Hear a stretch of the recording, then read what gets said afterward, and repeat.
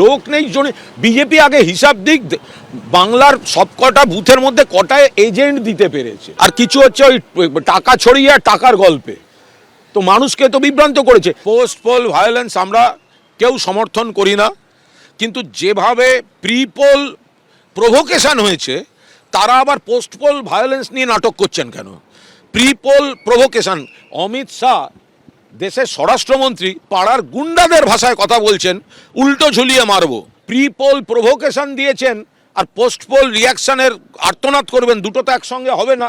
আমরা জানি আমরাই আসবো, আমরা অশান্তি চাই না। আমরা আমাদের কর্মীদের বলছি সংযত থাকুন। আমরা দেখেছি যে লোকসভাতে ভোট দিতে যেতেই পারেনি তারা, এবং তাদের গ্যাপটা হয়েছিল 7.5 লক্ষ না 7 লক্ষ মানে ভোটে জিতেছিল। এটা তো অস্বাভাবিক কথা, তাই না? এবং সেখানে অনেক জায়গায় বুথে ব্ল্যাক টেপ দেওয়া ছিল।